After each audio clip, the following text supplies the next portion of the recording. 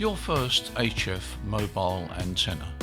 We take a look at how easy it is to fit a mobile antenna system onto your family car and enjoy a new aspect of ham radio communication.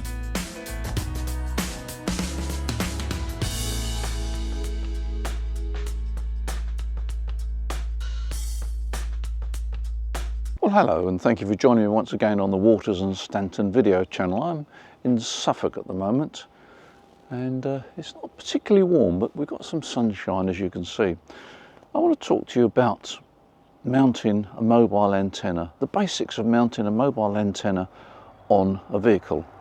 And for this demonstration, I'm going to use a Ampro antenna, one of the Ampro ranges, and I'll just turn the camera around and you can see the antenna mounted on the vehicle there.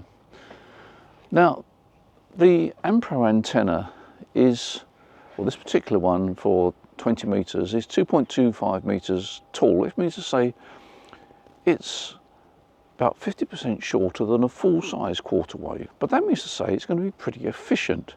And the efficiency is improved by the fact that it's got a helical winding on it. So let me show you a close-up of the antenna. You'll see that the antenna there has got this helical winding on it. Now, the advantage of a helical winding is that it tends to be more efficient than a lumped inductance. You know, the point of maximum radiation of a mobile antenna or any quarter wave antenna is the current point, and the current point is right at the bottom. Now, if you have a lumped inductance there, you get a significant amount of loss of efficiency.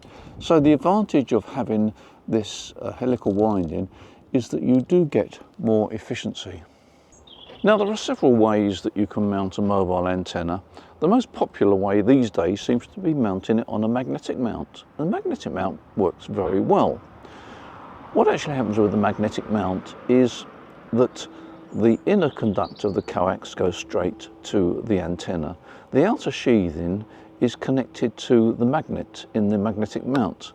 And that magnet, when placed on a roof, acts as a capacitor. It forms a capacitor. And that means to say that the earth current that you need to flow in order for the antenna to operate properly flows through the capacity between the magnetic mount and the roof of the vehicle. Now, on this vehicle, I've used a mag mount which is about 6 or 7 inches diameter, and that's fine for 20 meters and higher in frequency. When you go a bit lower, you might need one of these triple mag mounts. I haven't actually tried this on 40 meters, but certainly on 20 meters in the upper bands, this magnetic mount I've used is more than enough. Let me show you a close-up of it. You can see the magnetic mount there.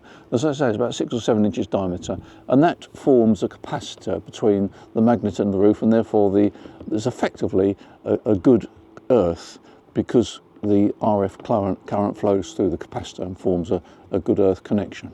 Now, there are other ways of mounting an antenna on a vehicle. You can mount it on a hatch mount, and that's works quite well, and you get a good earth connection there, because when there's little screws that tighten up and they just pierce, as you tighten it up, they pierce the inside of the paintwork of the door. It's just like a pinprick. You really hardly notice it, won't do any damage at all. So you've got to get good earth connection there. What I would avoid is anything involving roof bars. Roof bars are a real problem with mobile antennas. You get all sorts of problems, and the roof bar almost becomes part of the antenna. You have trouble in matching it, etc., etc. It's not a very good earth, so I would recommend that you avoid roof bars. Now, I always use a ferrite core to create a line isolator. Let me open the boot of the car here. I've got one somewhere here. This is the ferrite ring that I use to form a line isolator, and I wind a few turns of the coax cable here round the ferrite core in order to create a line isolator, and that guarantees you a proper SWR reading, because you can get RF currents on the coax cable, and it causes all sorts of problems in trying to accurately measure the VSWR.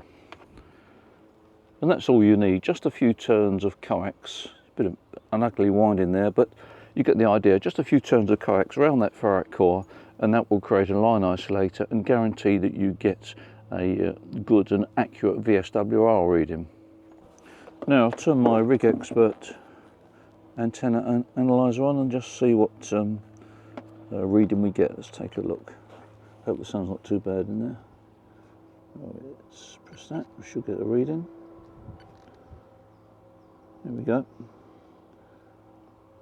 And you see there's a good, hope you can see that there's a good VSWR reading. It's about 1.2 to 1 at resonant, and a reasonable bandwidth. So the line isolator certainly helps to get a meaningful reading, and I would thoroughly recommend you do that. In order to adjust the antenna, you loosen those 2 Allen screws there, and you just slide the whip up and down. But if you use the cutting sharp they provide, you'll be very close to a point of optimum frequency adjustment. The base of the antenna is a 3/8 inch thread. It's male thread there, and that goes into one of the standard 3/8 inch mag mounts, such as this one here. And we sell all these items, these mag mounts, and they're well made and they're not overly expensive. One of the attractions of the Ampro antenna, of course, is its price. It is very reasonably priced. Does it matter where you place the antenna on the car? Well, the advantage of a magnetic mount is you can put it in the centre of the car, and that probably is the best place for the antenna, in the centre of the roof of the car. If you're going to use a hatch mount, of course, then it's not in the centre, and it doesn't seem to matter too much. You should find that the adjustment of the antenna, the resonance point of the antenna, varies very little. You will find if you move the antenna around the roof a bit that it will change slightly, but nothing major. And once you've set the antenna up at resonance, just lock the little screws. That'll hold it in place, because even though you've locked that, let me show you that, I should have showed you that actually. Even though, turn the camera around, even though you've locked the Allen keys there, the whole unit unscrews. So you can unscrew, I've only got one free hand, I can't do it.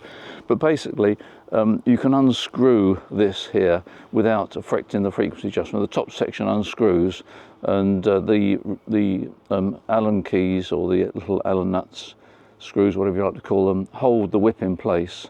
But you can just unscrew it, and so the antenna becomes half length. There we are. I'll show you the idea now. That's unscrewed, and so you can just take the whip out, and it fits in the boot of most cars.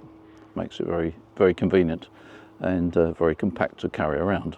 So there we are. That's the Ampro antenna, or Ampro range of antennas. They do antennas that cover all the HF bands from 160 meters upwards.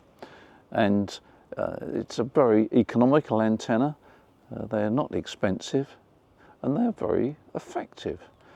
And I think if you're looking for a simple mobile antenna system that's not going to cost the earth and that's going to be very efficient, then the Ampro range is worth looking at.